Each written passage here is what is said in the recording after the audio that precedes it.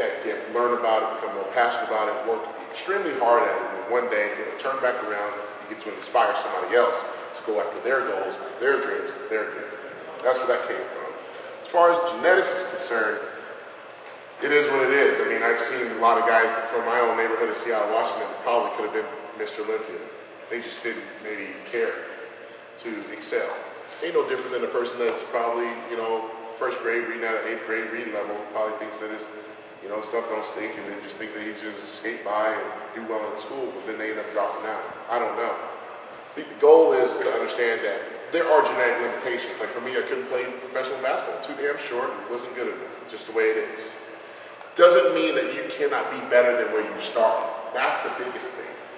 When you start comparing yourself, and it sucks because when you're being in a competitive sport like bodybuilding, fitness figure, whatever, physique, now you start, you know, well, this person, he's just, like you said, he's the gift, he's better. It's like, no, not really. I mean, maybe I was predisposed to look a certain way, still have to train a certain way, still can't give up. If you were to take a progress picture of what the first day you looked like when you first started picking up a set of dumbbells, you look way better now than you did then. The goal is to take what God gave you and then just make it great. So then one day you take these pictures and you be like, man, like I started here, whoa, like I'm way over here now. That should be motivating enough. Not a trophy, not a pro card, not even a sandal, to be honest. It's where you started. I'll still be able to look at that photo October 8, 2002 and say, man, come a long way.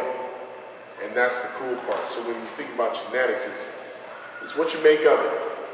I can't change the genetic makeup. I'm very blessed, obviously, to be doing what I'm doing. But you still have to work hard at it. And you still can't rely on it. If anything, for me, if someone would say, oh, you're just genetically blessed over everybody else. It's like, well, does that negate that my work ethic sucks? No. What I do is I try to treat myself as if I had no genetics at all.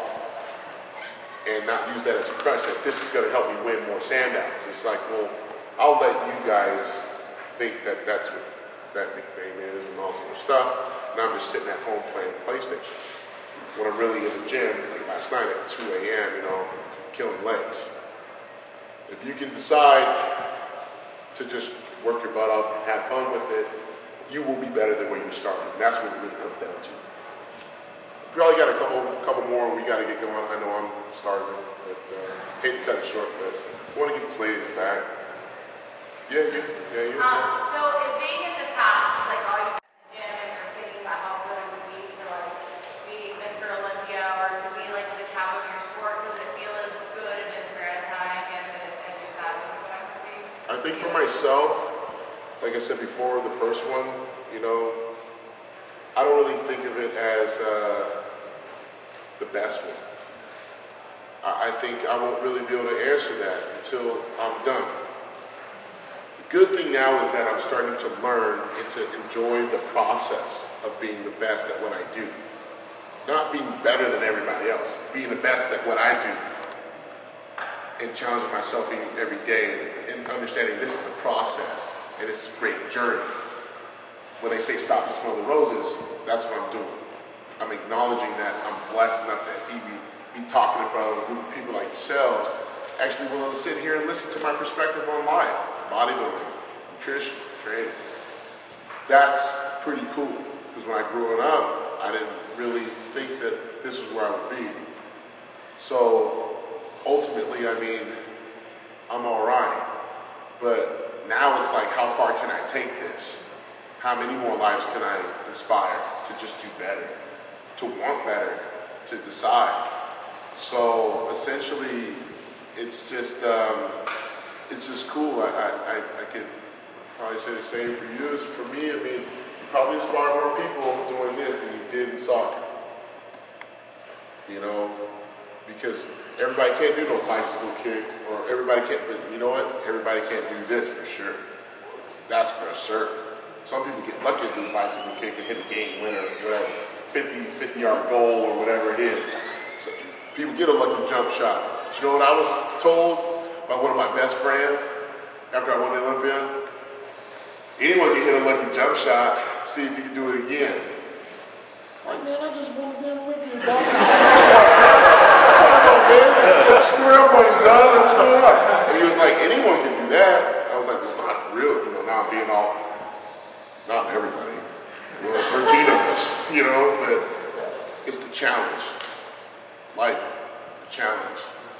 You're going to meet it head on, or you're going to kind of duck and hide and try to, you know, maneuver and make up excuses.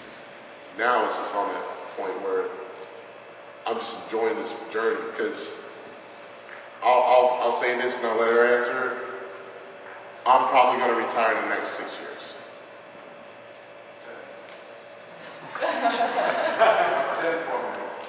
So then that'd be 6 years. So I only have 6 years to really give it everything I got. To give you, the fans, everything I got. Everything. Doesn't mean I'd run away after I'm done. It's just that, like any business strategy, you have an exit plan. You have an end game. And it reminds me that I get very well bodybuilding in my 40s. But I have to be honest with myself and say, I should probably really enjoy this process, because I'm getting older, and these young guys are coming up and they get a lot hungry. Doesn't mean I can't whip the shit out of them, pull out that belt on them. At the same time, I have to be realistic with myself, and I have to understand that I need to have a greater sense of urgency than ever before in my life. So I gave myself that year of 2020. And now people are going to hear this and they're going to blog about it. Maybe I lied and said that maybe it would be 2030. I don't know. But for right now, I have to realize I need to really embrace this opportunity of being called a champion. Doesn't mean I stand there and, you know, do this and be like, yeah, I'm the man. No. It means my work is only starting to happen. This is the beginning, not the end. So with everybody in here, it's like, you'll get some success, and then it's like, was it a lucky jump shot, or can you do it again? And I encourage everybody to do it again and to reflect on it. So then when it's over, and you're dying or whatever, you can be like, man, I gave it my all. I gave it everything I had. For me, I want to stand up there. I was there when Ronnie Coleman retired. I was in tears. This guy was like, man, why are you in tears? I said, do you understand, man? I'm watching greatness right here, man. He gave everything to us.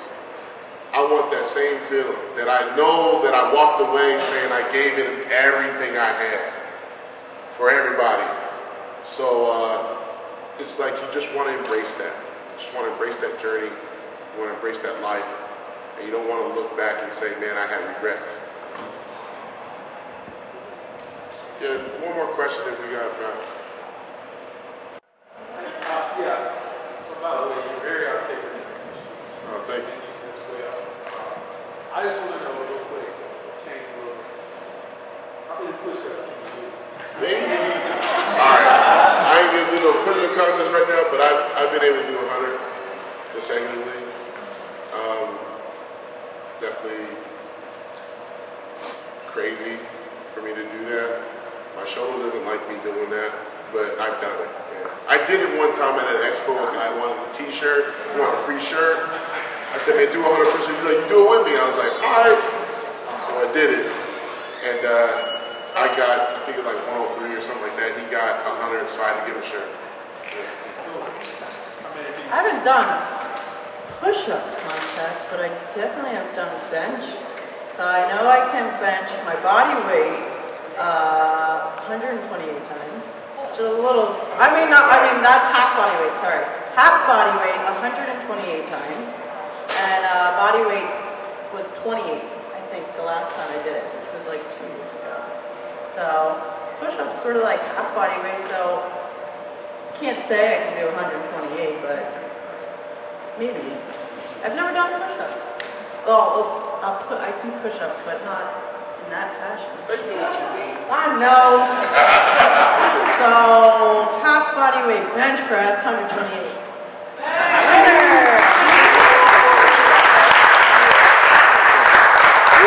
I just want to say thank you guys for coming. Thanks for sticking around. It means a lot to both of us.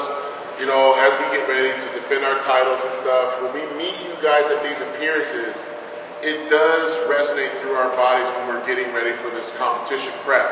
It's going to be very difficult for the both of us, not just physically, but mentally, and most importantly, emotionally. Dealing with life, dealing with struggle, dealing with things that you guys may not ever get to know about us unless we have these type of gatherings.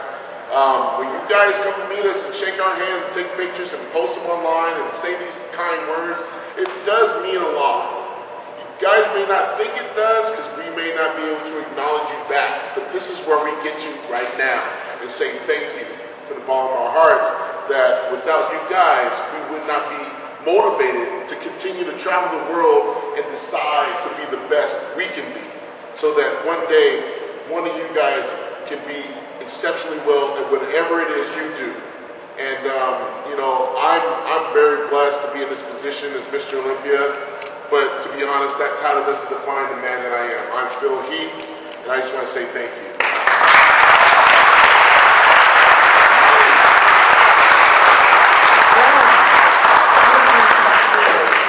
But completely agree with him in all regards, because I know when you come to these shows and there's lines and queues for an hour, 2 hours, 3 hours. I know if you were at the Arnold, oh, God bless your hearts.